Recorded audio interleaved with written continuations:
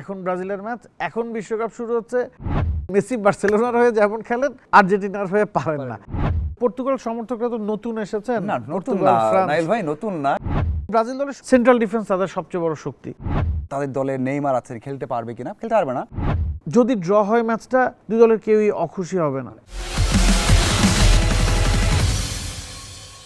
বিশ্বকাপ শুরু হয়েছে 2 দিন হয়ে গেছে, তবে বাংলাদেশে আজই যেন বিশ্বকাপ শুরু হচ্ছে, কারণ 5 বারের বিশ্ব চ্যাম্পিয়ন ব্রাজিল মাঠে নামতে যাচ্ছে। ম্যাচগুলো কেমন হচ্ছে, সামনের ম্যাচগুলো কেমন হবে, সেই সব নিয়ে আলোচনা করব আমাদের মেগা আয়োজন Walton smart fridge presence double ট্যাকেলে। আজকে গেস্ট হিসেবে আছেন সাংবাদিক ও স্পোর্টস অ্যানালিস্ট নাবিল কায়সার। হ্যাঁ ভাই, কেমন আছেন? খুব ভালো। যেটা বলছিলেন যে বিশ্বকাপ আজকে শুরু হচ্ছে, বিশ্বকাপের উত্তেজনা এবার কি একটু কম মনে হচ্ছিল কিনা, এ নিয়ে চারদিকে আসলে অনেক বেশি প্রশ্ন হচ্ছে। কারণ আমরা সাধারণত দেখি যে চায়ের কাপে বা আমরা যখন আড্ডা দিই, তখন এই ব্রাজিল আর্জেন্টিনা নিয়ে দ্বন্দ্বগুলো অনেক বেশি ফুটে ওঠে। এবার কিন্তু সেটা একটু কম বোঝা যাচ্ছিল, কারণ সব কিছুই ওই সোশ্যাল মিডিয়ায় চলে গেছে। সে কারণেই এখন মনে হচ্ছে যে world cup has started. Right. আপনি কি আপনার আশেপাশে যে বললেন যে আলোচনা কম মনে হয়েছে, আমরা অনেক দেখেছি। এর আগেও যারা গেস্ট এসেছিলেন কথা হয়েছে আমার, মানে আগে যখন ঢাকায় বের হতাম, বাসায় থাকতাম, বাসা থেকে আকাশ থেকে তাকালেই পতাকা দেখতে পারতাম। এবার পতাকা ওরকম দেখতে পাচ্ছেন না, অনেক কম। আপনি আপনার সিনারিও বলেন, আপনার বাসায় দেখেছেন যে ডিপিতে আর্জেন্টিনার পতাকা, ব্রাজিলের পতাকা মানুষ ইউজ করছে, সে কারণেই ফিজিক্যাল যে পতাকা সেটা অনেকখানি কমে গেছে। আপনার ফিজিক্যাল পতাকা মানে আপনি জার্সি কিনেছেন? না, আমার জার্সি এখনো কিনে, জার্সি জিনিসটা আমি পার্সোনালি কখনো পড়তে খুব একটা স্বাচ্ছন্দ্য বোধ করি না, এই কারণে ওই জায়গা থেকে দূরে থাকি। বাট সাপোর্ট করেন তো? সাপোর্ট করি, অবশ্যই সাপোর্ট করি আর্জেন্টিনা। না, তাহলে তো আপনি চাইবেন ব্রাজিল আজকে আমার না, বিশ্বকাপ ব্রাজিল হারুক, সে জানতো আপনার নাকি? কি আজকে শুরু হচ্ছে নাকি? আমার তো দেরি আছে। আমার তো রেড কালার, রেড হোয়াইট। কিন্তু ব্রাজিল আর্জেন্টিনা থেকে তো দূরে সরা যায় না।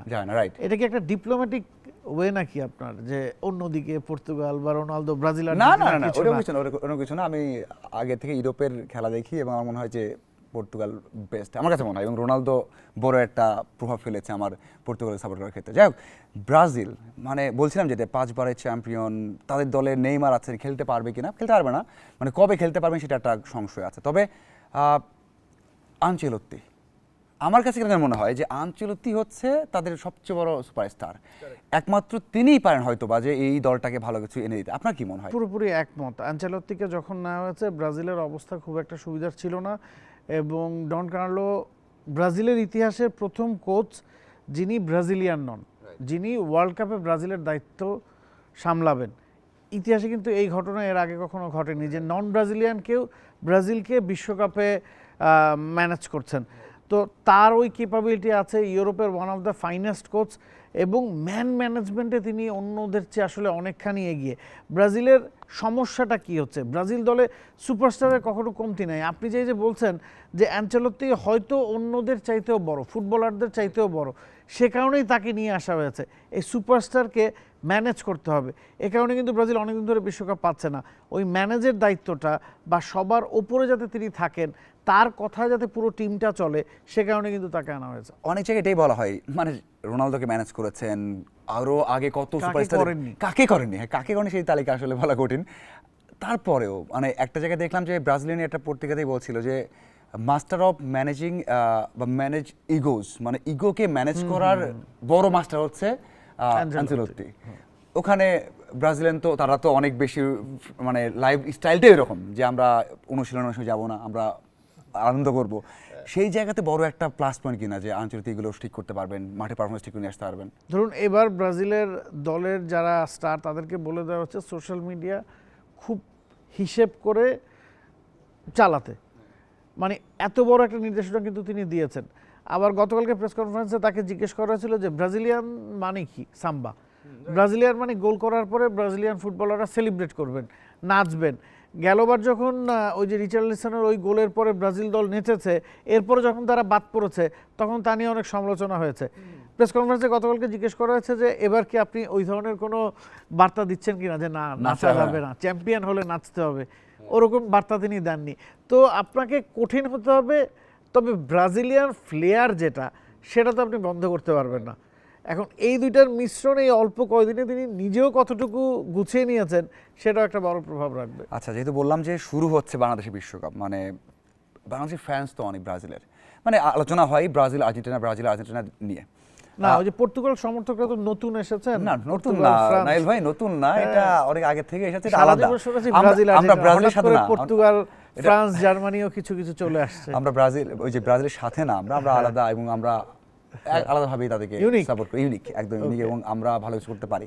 ওটা বড় না, বড় হচ্ছে যে আপনার কি মনে হয় যে গতকালই ম্যাচ হয়েছে, আলোচনা নেই, এবং মানে ঢাকাতে ধরেন ধানমন্ডি হোক, টিএসসি হোক, অথবা বিভিন্ন জায়গাতে জায়ান্ট স্ক্রিনে খেলা দেখানো হয়, সেখানে দর্শক ছিল না, কিন্তু আজকে ভোর 4টার সময় হলেও কিন্তু দর্শক হবে, এটা নিঃসন্দেহে। এটা কেমন লাগে? দেখুন সমস্যাটা হয়েছে কি, আগে আমরা 32 দলের বিশ্বকাপ দেখতাম, এবার 48 দলের বিশ্বকাপ দেখছি। আগে আপনি 8টা গ্রুপে 32 দলকে ভাগ করতেন, এবার 48টা দলকে আপনি 12টা গ্রুপে ভাগ করছেন। আপনাকে যদি আমি জিজ্ঞেস করি যে এবারের বিশ্বকাপের কন্টেন্ডার কে, আপনি 5টা 6টা ম্যাক্সিমাম 7 থেকে 8টা নাম দিতে পারবেন। তো যখন আপনার বড় দল বা চ্যাম্পিয়নশিপের দাবিদার দল 8টা, গ্রুপ 12টা, তার মানে হচ্ছে ডেথ গ্রুপ নাই, কোনো গ্রুপেই 2টা করে কন্টেন্ডার নাই, যেটা হরহামেশা আমরা এর আগে দেখেছি। তো যেহেতু এক গ্রুপে একাধিক কন্টেন্ডার নাই, সে কারণে কিন্তু ওই ম্যাচগুলোর উপর স্পটলাইট কম। এখন আপনি গেল 3 ম্যাচ ধরে আমরা দেখছি যে উদ্বোধনী অনুষ্ঠান হচ্ছে, নোরা ফাতেহি সানজায়রা মাতাচ্ছেন, কেটি পেরিরা মাতাচ্ছেন, তারপরও স্টেডিয়াম ভরছে না। রাইট, এখন ভরবে, কারণ এখন ব্রাজিলের ম্যাচ, এখন বিশ্বকাপ শুরু হচ্ছে, ব্রাজিলই। আমি ওটাই চিন্তা করছিলাম, যখন কুরাসাও, জর্ডান অথবা কাতার তারা বড় দলের বিপক্ষে খেলবে, তখন হয়তো দর্শক চাইবে যে এটা না দেখি, হয়তো আবার মধ্যরাতে খেলা হয়, ওই রাতে কষ্ট করে দেখার, সকালে স্কোর দেখে নিব, এই হাইপটা অবশ্যই কমবে। তবে এই ম্যাচটা ব্রাজিল এবং মরক্কো যে ম্যাচটা রয়েছে, তারা এটা ম্যাচটা ছোট করে দেখার কোনো অপশন নেই। লাস্ট ওয়ার্ল্ড কাপে সেমি খেলেছে, জার্মানি, পর্তুগাল, স্পেনকে তারা বিদায় করেছে, মানে ভয় তো থেকে যায় যারা ফ্যান রয়েছেন। এবং আপনার কি মনে হয় যে একটা টেনশন তো থেকেই যায় ব্রাজিলের জন্য? অফকোর্স, কোনো সন্দেহ নাই। একদিকে ব্রাজিলের র্যাঙ্কিং সম্ভবত 6, মরক্কোর র্যাঙ্কিং 7, এবং রিসেন্টলি ওই জায়গায় একটা করে বদল এসেছে। তো একেবারে পিঠাপিঠি দুটা দলের কিন্তু লড়াই। আপনি ব্রাজিলকে বাইফার এগিয়ে রাখবেন, নামে ভারে শক্তিমত্তায় তার অনেকখানি এগিয়ে। মরক্কো গেল 28 ম্যাচ ধরে অপরাজিত। তারা সেনেগালের সাথে ম্যাচটা হেরেছিল আফ্রিকান নেশনস কাপের ফাইনালে, ওই ম্যাচটা আবার পরে আফ্রিকান কনফেডারেশন মরক্কোকে উইনার করে দিয়েছে 309 গোলের ব্যবধানে। তো ওই ম্যাচটাতে যেহেতু তাদেরকে উইনার দেওয়া হয়েছে, সেখানে 28 ম্যাচ ধরে তারা অপরাজিত আছে। এই দলের সাথে খেলাটা কখনোই ইজি না। আবার ব্রাজিলের কথা যদি বলেন, 1984 সালের পর থেকে 82 সালের পর থেকে তারা কখনো গ্রুপ পর্বের টপে না থেকে শেষ করেনি, সবসময় তারা গ্রুপ পর্বে টপ করেছে। 23 বার এখন পর্যন্ত তারা বিশ্বকাপ খেলতে নামছে। দে আর হট ফেভারিট, এটাতে আপনার কোনো সন্দেহ নাই। হ্যাঁ, 1, 2, 3-এ হয়তো তাদেরকে এবার অনেকেই রাখছে না, তবে ব্রাজিল দলটা যেমন, এবং যেহেতু আমেরিকায়, মেক্সিকো, কানাডাতে খেলা, আপনি যে তাদেরকে 1, 2, 3-এ রাখছেন না, সেটা আমার কাছে একটু বিস্ময়করই মনে হচ্ছে। ইউরোপিয়ানরা সাধারণত ইউরোপে ট্রফি জিতে থাকেন, ইউরোপিয়ানরা ওই ধরনের কন্ডিশনে গিয়ে ট্রফি জেতার ইতিহাস কিন্তু খুব কম। জার্মানি জিতেছিল, এছাড়া ওই ইতিহাসটা কম, এটা অনেকেই কিন্তু আসলে ভুলে যাচ্ছে।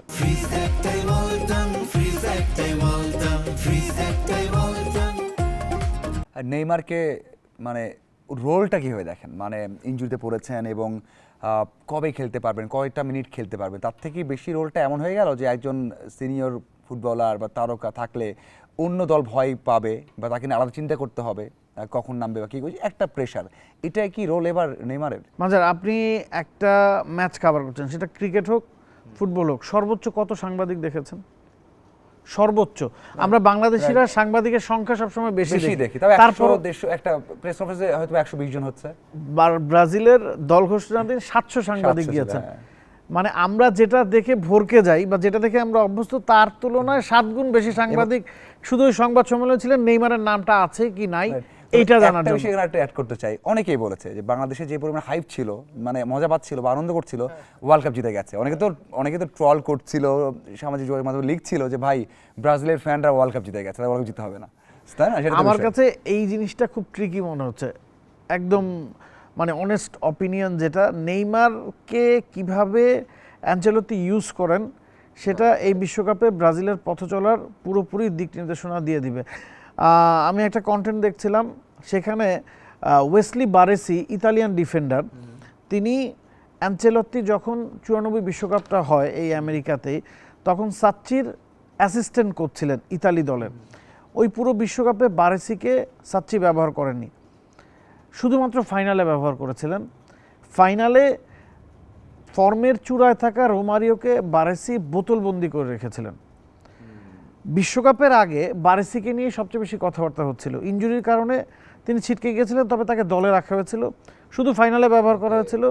ফাইনালে রোমারিওকে একেবারে বোতলবন্দি করে রাখা হচ্ছে। পেনাল্টি শুটআউটে গিয়ে ইতালি ম্যাচটা হেরেছে, তবে ওই যে নেইমারকে আনচেলত্তি হয়তো এইবার ওইভাবেই ব্যবহার করবেন।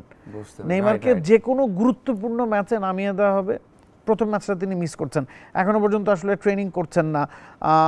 হয়তো গ্রুপ পর্বে ব্রাজিল কেমন করে না করে সেটার উপর খুব বেশি কিছু নির্ভর করবে না, কারণ 48 দলের বিশ্বকাপ আপনি জানেন যে 32টা দল রাউন্ড অফ 32-তে যাচ্ছে। আপনি যদি 1 না হন নো প্রবলেম, 2 না হন নো প্রবলেম, থার্ড হলেও আপনি পরের যেতে পাচ্ছেন।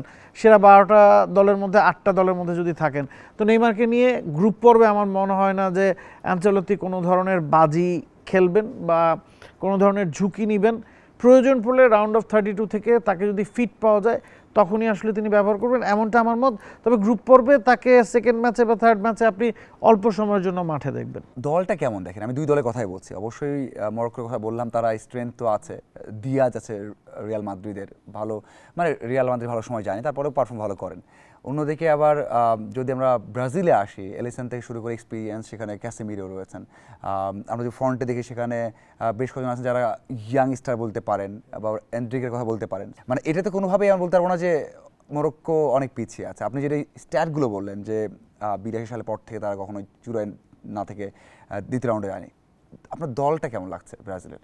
আপনি বলেছেন যে হট ফেভারিট হতে পারে, কেন আলোচনা আসেন আপনার সেই সংশয় আছে, বাট বাস্তবতা কি বলে এই দলটা দিয়ে? বাস্তবতা বলছে যে ব্রাজিলের 2 উইঙ্গার, একদিকে রাফিনিয়া, একদিকে ভিনিসিয়াস জুনিয়র, তারা বার্সেলোনার হয়ে যেমনটা খেলেন ব্রাজিলের হয়ে কখনোই তারা অমনটা খেলতে পারে না। রিয়ালের হয়ে ভিনিসিয়াস যে জিতেছিল, রিয়ালের হয়ে ভিনিসিয়াস অজস্র ম্যাচ, আপনি নিজে রিয়াল সাপোর্ট করেন, আপনি জানেন অজস্র ম্যাচ একা জিতিয়েছেন, যেখানে রিয়াল অনেকখানি পিছিয়ে আছে। সেই ম্যাচে তার ইন্ডিভিজুয়াল পারফরমেন্সে রিয়াল ম্যাচ জিতে বেরিয়ে এসছে। ব্রাজিলেরও এমনটা কবে ভিনিসিয়াস করেছেন? রাফিনিয়া যখন ইনজুরিতে থাকেন না, বার্সেলোনাকে অসংখ্য ম্যাচ একা জিতিয়েছেন ইন্ডিভিজুয়াল ব্রিলিয়ান্সে, মুভমেন্টস অফ ব্রিলিয়ান্সে। ব্রাজিলেরও তিনি সেই কাজটা কবে করেছেন? আঞ্চলিককে আনাই হয়েছে এই কাজটা করতে। এক সুতোয় যদি গাঁথা যায়, এই ব্রাজিল দলটাকে থামানো খুব ডিফিকাল্ট হবে।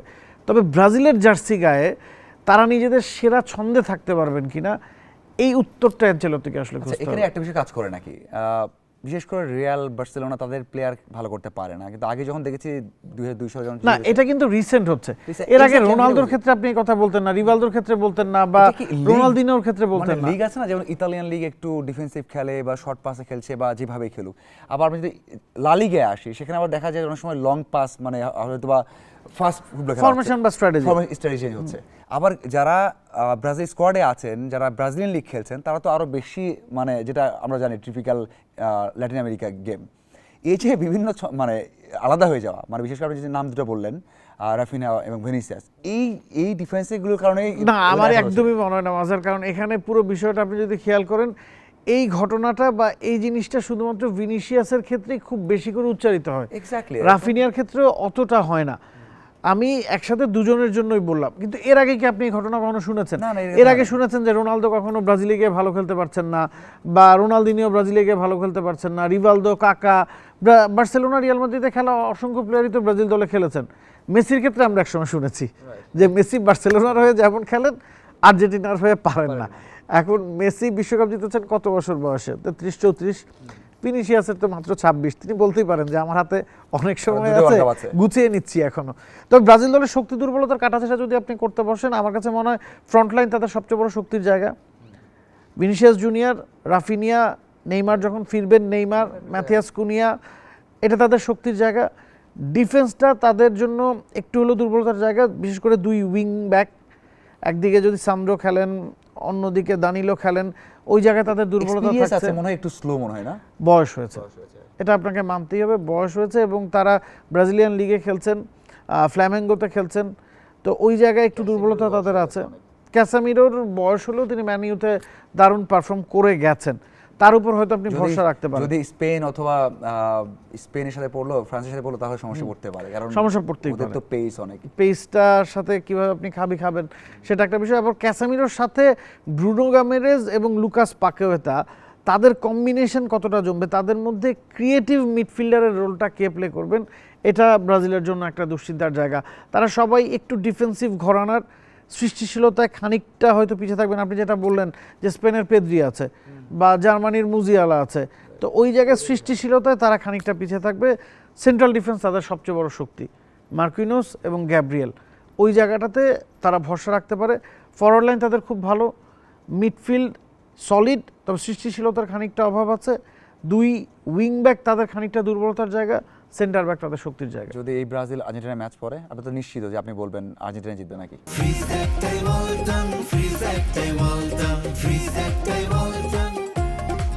না, এটা আমি নিশ্চিতভাবে বলতে পারবো না, কারণ আমি নিউট্রাল পয়েন্ট অফ ভিউতে যদি আপনাকে কথা বলতে এগিয়ে থাকবে তো। আর্জেন্টিনার ক্ষেত্রেও আর্জেন্টিনার দুই উইং ব্যাক আর্জেন্টিনার জন্য সমস্যার জায়গা। ব্রাজিলের দুই সেন্টার ব্যাক আপনাকে একটা স্থিতিশীলতা এনে দিবে। আপনি যদি খেয়াল করেন, গ্যাব্রিয়েল আর্সেনালের হয়ে চ্যাম্পিয়ন্স লিগের ফাইনাল খেলেছে, Marquinhos champions লিগটা back to back জিতেছে। আর্জেন্টিনার রোমেরো ইনজুরিতে আছেন সেন্ট্রাল ডিফেন্সে। আপনি যদি খেয়াল করেন, Lisandro Martinez on and of, এছাড়া ওতামেন্দির বয়স হয়েছে। ডিফেন্সটা আর্জেন্টিনার জন্য অনেক বড় দুর্বলতার জায়গা। ফ্রন্টলাইন নিয়ে আর্জেন্টিনাকে হয়তো খুব বেশি ভাবতে হবে না, মিডফিল্ড নিয়েও ভাবতে হবে না, তবে টুর্নামেন্ট জিততে হলে আপনার ডিফেন্স শক্ত থাকাটা আসলে খুব বেশি জরুরি। গোল আপনাকে ম্যাচ জিতাবে, ডিফেন্স জেতাবে ট্রফি। আপনি একেবারেই যথার্থ বলেছেন। 14 ওয়ার্ল্ড কাপে যখন ফাইনাল খেললো, ডিফেন্ডার দারুণ করেছিল আর্জেন্টিনা, মানে নিয়ে এসেছে। যারাই বিশ্বকাপ জিতছে ডিফেন্স দিয়ে আপনাকে বিশ্বকাপ জিততে হবে, এটা সবসময় বলে, এবং সবসময় বিশ্বকাপ যখন জিতেছে তখনও তো আমরা দেখেছি ডিফেন্স কি করেছে। এখন হচ্ছে কিছু ম্যাচ তো হয়ে গেছে, কেমন দেখলেন ওয়ার্ল্ড কাপটা? সবশেষ দুটো ম্যাচ কানাডা ড্র করেছে, সকালে ম্যাচে উদযাপন করেছে আমেরিকা, তো কেমন দেখেছেন ম্যাচগুলো? কানাডার কথা যদি বলি, কানাডা আনলাকি না, হ্যাঁ, কানাডা ডমিনেট করে খেলেছে, যেটা হয়তো আপনি এক্সপেক্ট করতেন না। 70 আশেপাশে বল দখল রেখেছিল, মানে 68% বলের দখল কানাডার কাছে ছিল, 32% বসনিয়ার কাছে ছিল। বসনিয়া একটা ইউরোপিয়ান সাইড, তাদেরকে এভাবে কানাডা ডমিনেট করবে আপনি হয়তো এক্সপেক্ট করেননি। বসনিয়ানরা যখন একটা গোল পেয়ে যায়, কর্নার তারা 4টা পেয়েছে, যেখান থেকে সেট পিসে তারা একটা গোল আদায় করে নিয়েছে। ওই গোলটার পরেই তারা সেট ব্যাক করেছে এবং বাস পার করে ফুটবলটা খেলেছে। তারা চেয়েছে যে কোনোভাবেই হোক এই গোলের লিডটা ধরে রেখে 3 পয়েন্ট নিয়ে বাড়ি ফিরতে। কানাডা যেভাবে অ্যাটাক করেছে, কানাডা যেভাবে মিডফিল্ডে পেনেট্রেট করেছে, কানাডা যেভাবে দুই উইংকে ব্যবহার করেছে, দে ওয়ার আউটস্ট্যান্ডিং। এর আগে কখনো বিশ্বকাপে তারা একটা পয়েন্টও পায়নি, তো ওই এক্সপিরিয়েন্সের অভাবটা তাদের ছিল। আবার আরেকটা বিষয় কি, আপনি এক ধরনের সিচুয়েশনে খেলে যখন অভ্যস্ত হয়ে যাবেন, ওই যে পিছিয়ে থেকে ফিরে আসার গল্পটা তো কানাডার ইতিহাসে নাই। সেটা না হলে আমার কাছে মনে হয় কানাডা জিততো। লারিন 76 মিনিটে সাবস্টিটিউট নেমেছেন, 78 মিনিটে গোল করেছেন, শেষ দিকে গিয়ে একটা ইজি চান্স তিনি পেয়েছিলেন। কানাডা 3 পয়েন্টের জন্য গেছে, বসনিয়া যেভাবে হোক সার্ভাইভ করার চেষ্টা করেছে, তবে শেষে গিয়ে আর পায়নি। কারণ এখন ফুটবল 90 মিনিটের খেলা, তো ওই হাইড্রেশন ব্রেকগুলোর কারণে আরও বড় হয়ে যাচ্ছে, এবং যে ধরনের কন্ডিশনে খেলা হচ্ছে, ইউরোপিয়ান ফুটবলার ওই জায়গায় খেলে খুব একটা অভ্যস্ত না। শেষ দিকে গিয়ে আপনি ওই ইন্টেন্সিটিটা ধরে রাখতে পারেন না, ওই জায়গায় বসনিয়া মার খেয়েছে। সকালে ম্যাচটা মানে কেমন লাগলো? সকালের ম্যাচটা এখন পর্যন্ত সবচেয়ে এন্টারটেইনিং ম্যাচ। ইউএস এর কাছ থেকে এক্সপেক্টেড ছিল তারা ডমিনেট করবে, এখন পর্যন্ত আমরা যার কাছ থেকে যেটা এক্সপেক্ট করেছি খুব বেশি ডেলিভার হয়নি। গোল আমরা দেখিনি, এই ম্যাচটাতে আমরা গোল দেখেছি, 5টা গোল হয়েছে, 4-1 গোলে ইউএস জিতেছে। পুলিসিচের হালকা চোটটা ইউএসের জন্য একটা সমস্যা হতে পারে, এছাড়া ইউএস এই ম্যাচ থেকে যা চেয়েছে তাই পেয়েছে। আমরা দেখেছি মেক্সিকোতে, কানাডাতে বিশ্বকাপের উত্তেজনা যতটা দেখা যাচ্ছে, ইউএসএতে ঠিক ততটা দেখা যাচ্ছে না। এই জয়টা হয়তো মাঠে দর্শক সমাগম বাড়াতে সাহায্য করতে পারে। আপনার সহকর্মীরা আছে যারা আমেরিকায় কভার করতে গেছেন, তাদের যখন আমরা নিউজ দেখি, কথা বলি, তাদের কাছেও চারপাশ খালি। হ্যাঁ, মানে আমি সেটাই খারাপ লাগছিল যে যখন কাতার ওয়ার্ল্ড কাপটা হয়েছে, মানে যেখানে দর্শক, যেখানেই সাংবাদিকরা দাঁড়িয়েছিল, মনে হচ্ছে হাজারো মানুষ, মানে উদযাপনটা অন্যরকম ছিল, বা ওয়ার্ল্ড কাপ হচ্ছে। বাট এখানে যখন আমি দেখলাম ফ্রেন্ডরা, ছোটো ভাইরা বা সহকর্মীরা আছে, ওই ইয়েটা পাওয়া যায়নি আসলে, ওয়ার্ল্ড কাপের ভাইবটা। 3টা দেশে হলে মনে হয় এমন সমস্যা হওয়ার কথাই। এটা একটু হওয়ার কথা। আবার ইউএসএ না আসলে ওই NFL, NBA এর বাইরে খুব বেশি আসলে অ্যাটাচ করতে পারে না নিজেদেরকে। যতটুকু করতে পারছে সেখানেও আসলে মেসির অবদান আছে, সেখানেও মেসির ওই মায়ামিতে যাওয়া একটা জাগরণ ঘটিয়েছে।